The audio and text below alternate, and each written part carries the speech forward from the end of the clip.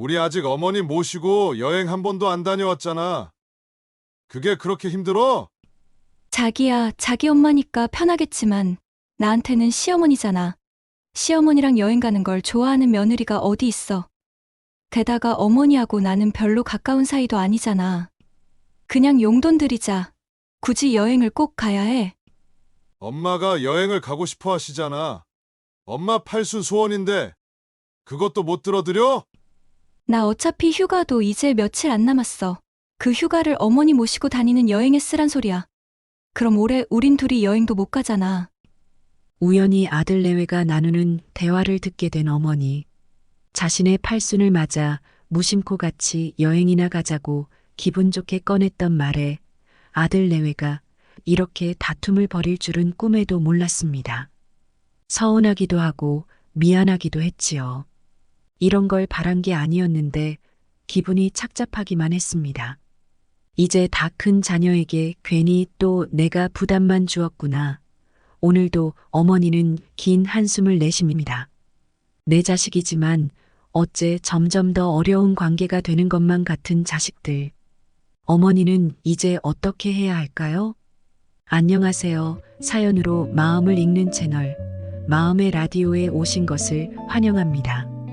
오늘은 다 키운 자식들이 점점 남처럼 느껴진다는 한 어머니의 사연을 소개합니다. 자녀들이 다 커서 독립하고 제 몫을 하며 사는 것을 보며 뿌듯한 기분도 잠시, 어느 순간 더 이상 내 뜻대로 되지 않는 자녀들의 행동 때문에 부모님들은 서운할 때도 많이 있을 것입니다. 다 큰 자녀들과 좋은 관계를 유지하기 위해 필요한 것은 무엇일까요? 영상을 끝까지 시청하시고 함께 생각해 보면서 지혜를 가져가시기 바랍니다. 그럼 지금 사연 시작합니다. 구독과 좋아요는 큰 힘이 됩니다. 안녕하세요. 저는 두 자녀를 두었습니다. 큰딸은 지금 결혼한 지 벌써 10년이 넘어가네요.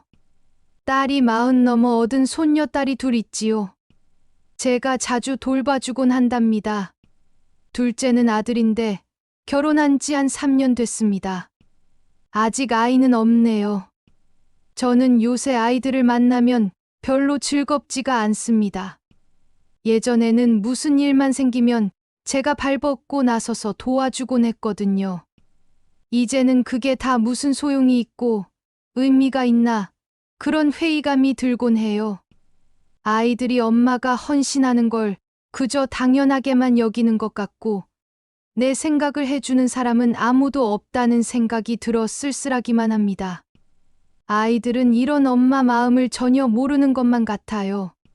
그래서 이제는 자식들을 위해 살았던 제 삶의 자세를 좀 바꿔보려고 노력 중입니다. 어머니는 자식들 때문에 서운함이 많이 쌓여 있는 상태였습니다. 어떤 일 때문에 이렇게 마음이 돌아서게 되었을까요? 우리 큰딸이 딸 둘을 키우면서 직장을 그만두려고 했었어요. 꽤나 괜찮은 회사에 다니고 있었거든요. 제가 열심히 가르쳐서 키워놨는데 애 봐줄 사람이 없다고 그 좋은 직장을 그만두려고 하더라고요. 그때 딸애가 너무 안쓰럽고 아까웠어요. 어떻게 배워서 들어간 직장인데 그걸 애 때문에 포기할까? 우리 딸 미래를 내가 지켜주고 싶었습니다. 그래서 제가 손녀딸들을 대신 키워주겠다고 했어요. 그래서 딸이 육아휴직을 1년 마치고 다시 직장에 복귀할 수 있었지요. 딸네 집에 매일 출근을 했지요. 큰 손녀가 어린이집에 갈 때까지 제가 다 키워줬어요. 그리고 어린이집에 가니까 아이고, 이제 좀 살만하구나 싶었는데 둘째가 생긴 거예요. 어쩔 수 없잖아요. 둘째도 제가 키워줬죠. 둘째 때에도 육아휴직을 1년 남짓 쓰고 복직을 했어요. 그렇게 제가 두 손녀가 초등학교에 들어갈 때까지 아침 저녁으로 딸네 집으로 출퇴근을 하면서 키워줬지요. 저도 나이 들고 여기저기 아픈 곳이 많았지만 그래도 딸애가 신경 쓸까봐 말을 하지 않았어요. 우리 딸이 저한테는 손녀딸들보다 더 소중했어요. 엄마하고 딸들 걱정하면서 전전긍긍하기보다는 직장에서 마음 편히 열심히 일해서 하고 싶은 대로 하기를 바랬거든요. 초등학교에 가니까 손녀딸들도 제법 말귀도 알아듣고 조금은 숨통이 트이나 싶었지요. 주변에 보니까 애들을 이제 학원에 보내기도 하고 사람을 좀 쓰기도 하고 하더라고요. 저도 좀 힘이 들어서 큰딸 내외한테 제가 말을 했어요. 이제 엄마는 좀 쉴 거니까 애들 학원에 보내던지 사람을 구하라고요. 제가 그동안은 딱히 돈을 받으면서 애를 봐주지도 않았거든요. 애들 돈을 모으게 해주려고요. 애 둘 키우려면 요새 돈이 많이 들잖아요. 아파트 대출금도 매달 갚아야 하고 돈 들어갈 때가 많겠죠.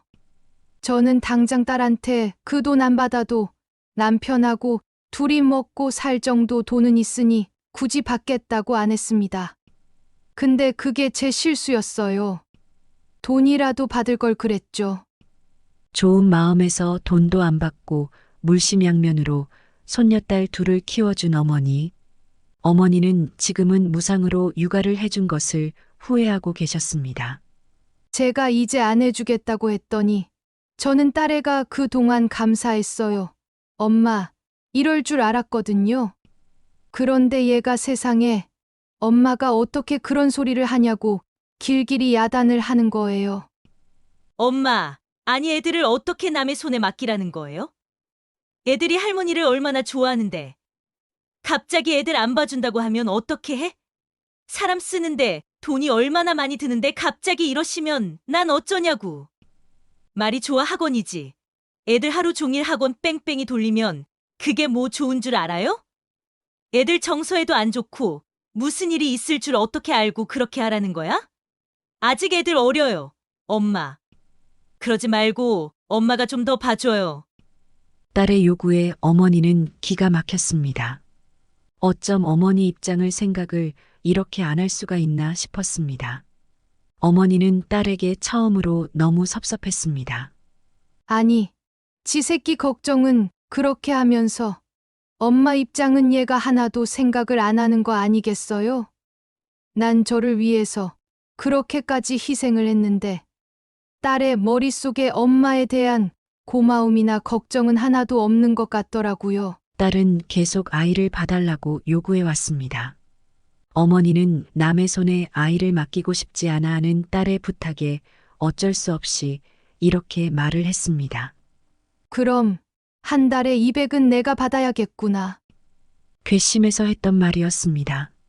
딸은 어쩔 수 없이 어머니에게 200만 원을 드리기로 하고 서로 합의를 했지요. 그렇게 서로 타협을 하고 손녀딸을 돌봐주던 어머니. 그러나 어머니를 속상하게 하는 일들은 또 있었습니다. 엄마, 나 남편하고 둘이 여행 좀 다녀올게. 애들 좀 봐줘요. 주말을 기다리던 것은 딸뿐이 아니었습니다. 손녀딸 둘을 돌보느라 힘든 일상, 주말은 어머니에게도 소중한 휴식 시간이었으니까요. 그런데 딸은 돈을 드린다는 명목으로 당당하게 어머니에게 이렇게 요구를 하는 것입니다. 내가 주중에 퇴근하고 오면 애들 봐주고 재우느라고 뭘 할 수가 없어요. 남편하고 나하고 맞벌이하고 애들 보고 너무 힘들어요. 주말에 여행 가서 좀 쉬다 올게. 엄마가 애들 좀 봐주세요. 속으로는 화가 부글부글 끓어올랐습니다. 하지만 딸의 말에 또 약해진 건 어머니였지요. 그래, 퇴근하고 집에 오면 얼마나 쉬고 싶었겠어. 남편하고 둘이 시간도 좀 보내고 싶겠지. 어머니는 그렇게 또 딸의 입장이 되어 서운하고 괘씸한 생각을 접어두곤 하셨습니다. 딸만큼은 행복하게 해주고 싶었으니까요.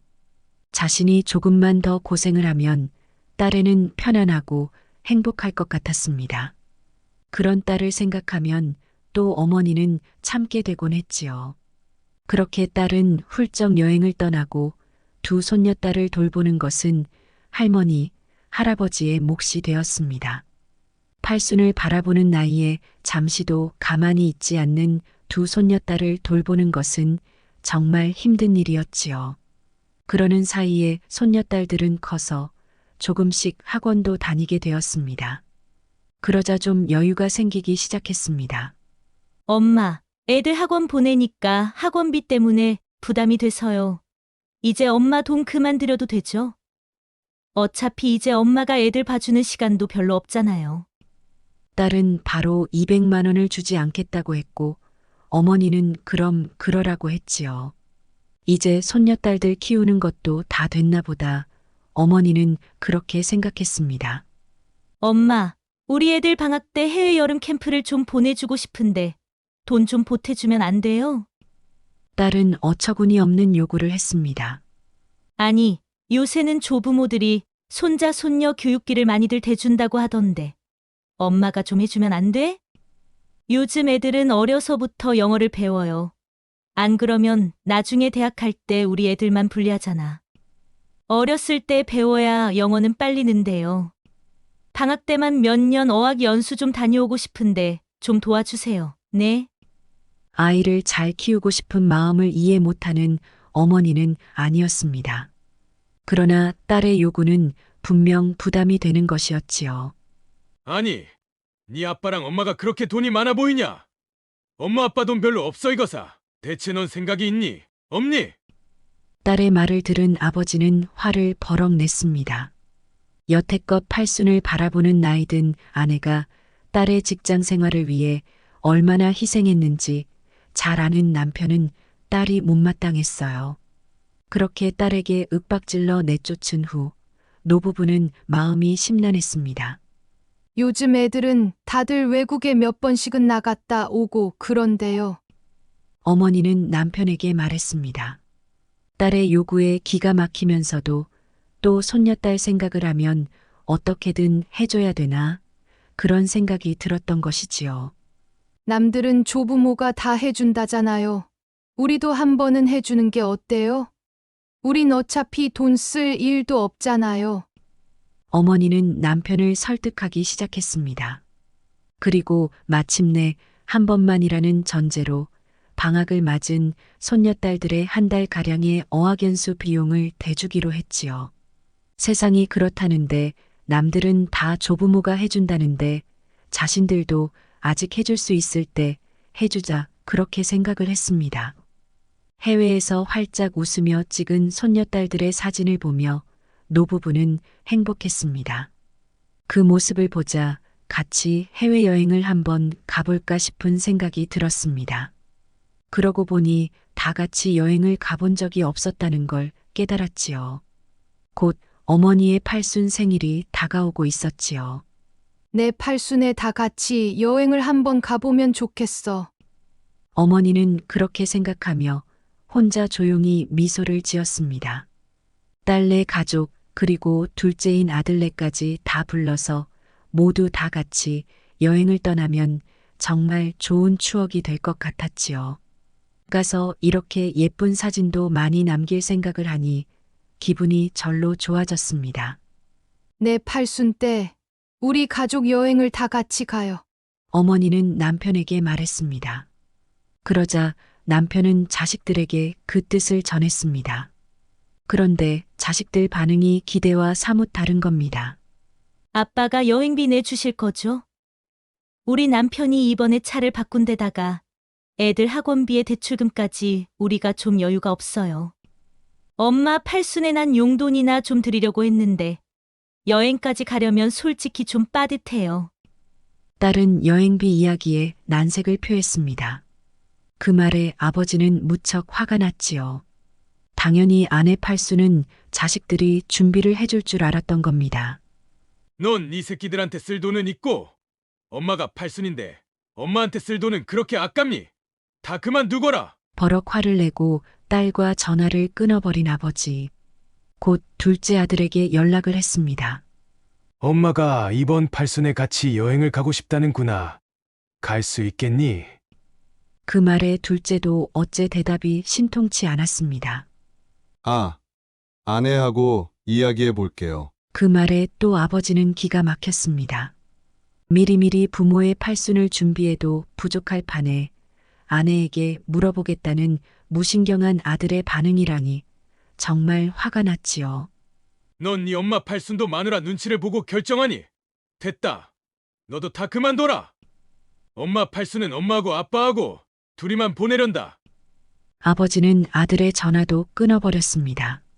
홧김에 한 소리 했지만 아버지 마음은 착잡했지요. 아내에게 자식들의 이런 반응을 어찌 설명해야 할지 난감하기만 했습니다.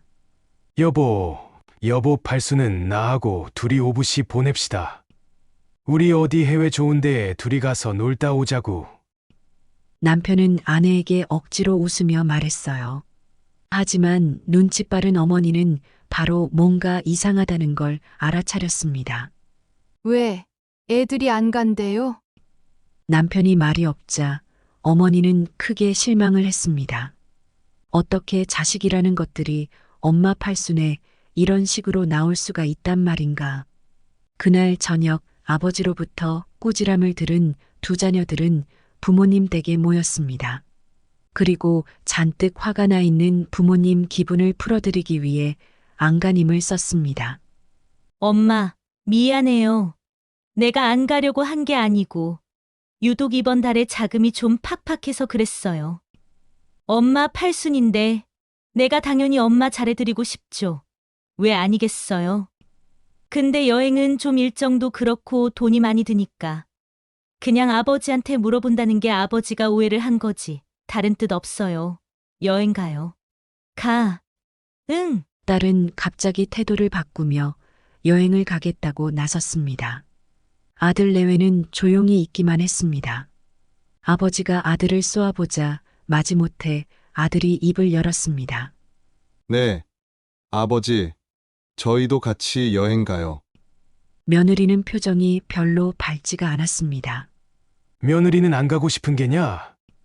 아버지의 물음에 며느리는 고개를 간신히 가로저었습니다. 아니요, 아버님. 저도 가야죠. 어머님 팔순이신데 당연히 가야죠. 그렇게 간신히 가족들은 여행을 가기로 뜻을 모았고 여행 계획은 큰 딸이 세우기로 했습니다.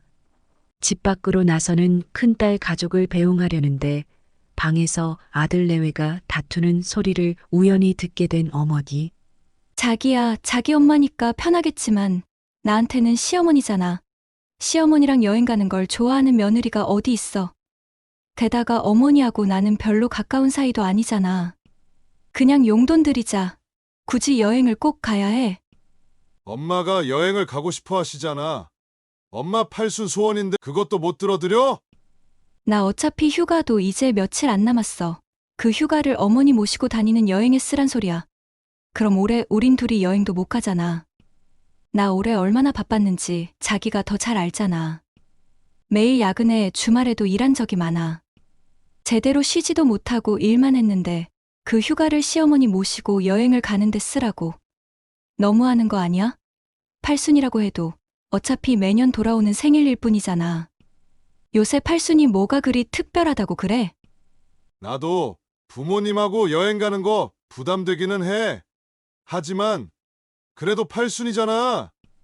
어른들은 팔순을 중요하게 생각하는 게 있잖아. 그래서 그런 거지. 아들의 입에서 나온 말은 꽤나 어머니에게 상처가 되었습니다. 부모님과 여행 가는 게 저도 부담이라는 아들. 어머니는 평소 아들과의 관계를 떠올리게 되었습니다. 늘 대면대면하고 서먹했던 아들. 그 아들만큼이나 멀고 불편했던 며느리. 평소 둘째 며느리하고는 거의 왕래가 없다시피 했습니다. 큰딸이야 손녀딸을 봐준다는 명목으로 하루에도 몇 번씩 얼굴을 보고 거의 같이 살다시피 했지만 둘째 아들 내외하고는 1년에 한두 번 얼굴을 볼까 말까 했으니까요. 서먹한 둘째 며느리하고도 좀 더 친해지고 싶은 마음이 있던 어머니는 이번 여행에 둘째 며느리하고도 시간을 같이 보내고 싶었지요. 아들이야 원래 그런다 쳐도 왠지 며느리는 같은 여자고 또 자신이 노력을 하면 조금은 더 친해질 수 있을 것 같다는 생각을 하고 있었지요. 그러나 며느리는 시어머니를 마냥 불편하고 거추장스러운 상대로만 여기고 있는 것 같아 무척 서운하고 속이 상했습니다. 내가 괜히 여행을 가자고 했나? 며느리 말대로 팔순이 뭐 특별한 것도 아닌데, 그냥 생일일 뿐인데 내가 너무 거창한 걸 바랬나? 팔순이라는 특별한 행사를 사랑하는 자녀들과 보내고 싶었던 자신의 바람이 큰 욕심이었나 싶은 생각이 들었습니다. 평소 자주 왕래하지도 않고 가까운 사이도 아닌데 여행을 같이 가자는 말이 서로에게 부담이 될 수도 있었나 싶은 생각이 들자 한없이 여행을 가는 것이 불편하게 느껴지기 시작했습니다. 어머니는 내색하지 않고 자녀들을 배웅한 뒤 집 안으로 들어와 남편에게 말했습니다. 여보, 우리 팔순 여행 가지 맙시다.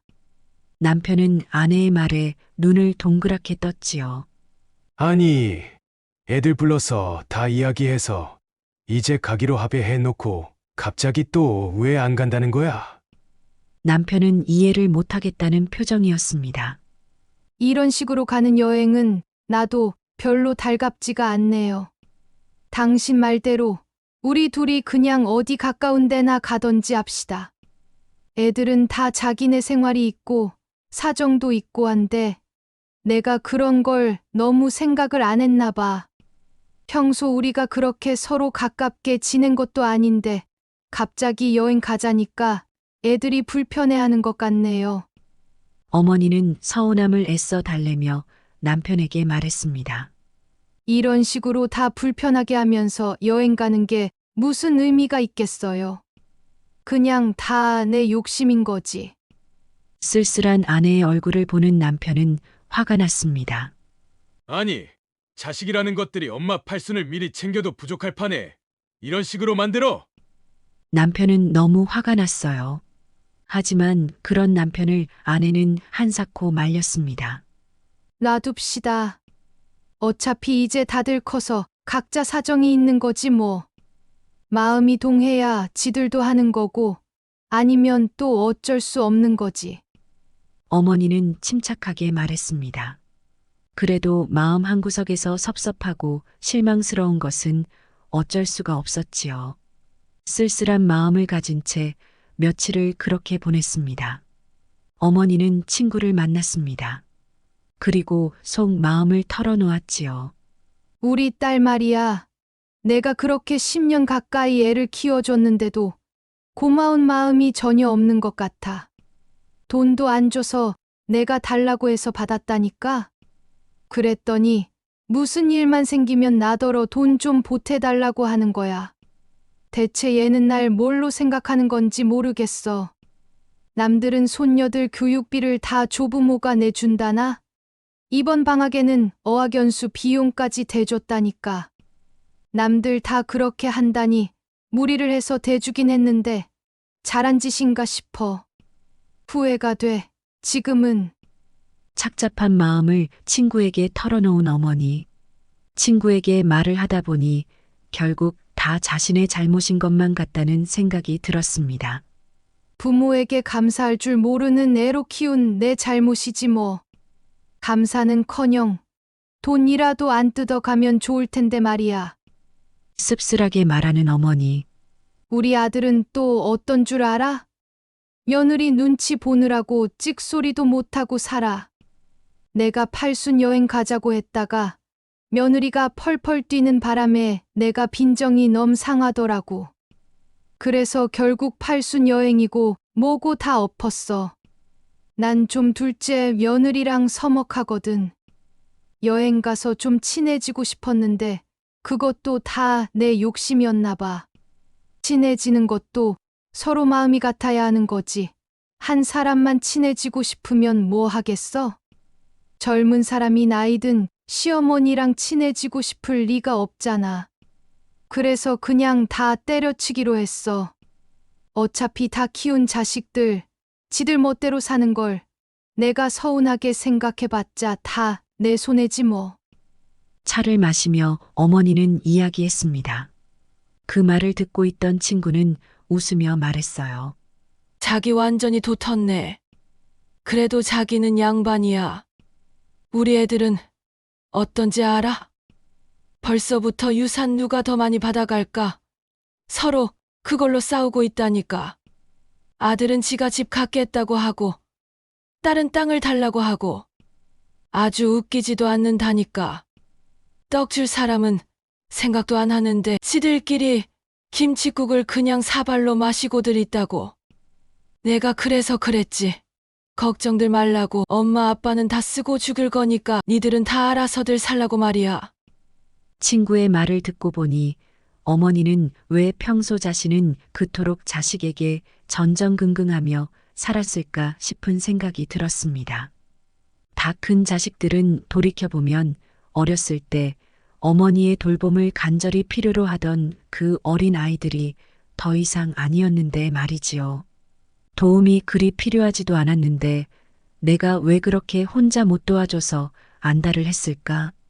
큰딸이 직장을 그만두는 것도 어차피 자신의 결정이었을 텐데 내가 왜 그리 그걸 막고자 필사적으로 노력을 한 걸까? 그렇게 해봤자 엄마의 고마움도 모르는 딸이 아닌가. 큰딸 걱정에 늘 챙겨주지도 못했던 둘째 아들. 아들이라고 너무 믿었던 것 같기도 했습니다. 어렸을 때부터 알아서 척척 자라던 기특한 아들. 누나 때문에 어쩌면 많이 서운했을지도 모르지만 전혀 내색을 안 했습니다. 결혼해서도 큰 문제 없이 둘이 잘 사는 것에 그저 고맙다고만 생각했습니다. 자신이 팔순 여행 이야기를 꺼내기 전에는 한번 말다툼도 없던 부부였습니다. 그래, 알아서 잘들 살고 있으니 그게 된 거 아닌가. 어머니는 그렇게 생각하자 조금은 마음이 편해지는 것도 같았습니다. 다 키워놓으니 이제 더 이상 내 품 안의 자식이 아니로구나. 그저 알아서 자기 앞가림하며 각자 잘 살면 그만이다. 어머니는 팔순을 기점으로 자식들에 대한 모든 기대를 내려놓기로 했습니다. 자식 때문에 나를 희생하는 것도 이제 그만해야지. 희생한다 생각하니까 자꾸 바라는 게 생기는 것 같아. 어머니는 친구에게 말했습니다. 맞아. 자식은 이제 남이야. 어차피 다 각자 사는 거지 뭐. 나도 애들한테 뭐 해달라. 하자. 뭐 이런 말 일체 안 해. 안 하니까 사이가 좋아. 서로 바라는 것도 없고 그냥 각자 잘하는 거지 뭐. 그런 말 있잖아. 효도는 어려서 이쁜 걸로 다 하는 거라고. 그때 이쁜 거 다 봤으니 이제 된 거지 뭐. 난 이제 애들이 연락하잖아. 그럼 겁부터 덜컥 난다니까. 얘들이 또 뭐가 필요해서 나한테 연락을 하나 싶어서 말이야. 애들 봐달라고 하거나 돈 달라고 하거나 둘 중 하나지 뭐. 친구는 그렇게 말하면서 호탕하게 웃었습니다. 어머니도 그 말을 부정하기 힘들었지요. 맞아. 우리 큰딸도 생각해보면 그랬어. 늘 지가 뭐 필요하고 아쉬울 때만 연락하고 돈이나 더 달라고 하지. 부모 생각해서 전화하지는 않더라고. 너무 잘해주면서 키운 것 같아. 그게 후회가 되네. 담담하게 말하는 어머니에게 친구는 다시 말했습니다. 자기가 자식을 너무 잘 키워서 그렇다고 생각해. 어떤 이들은 있잖아. 자식이 다 커도 독립도 안 하고 부모 곁에서 놀고 먹는 애들이 요새 그렇게 많대.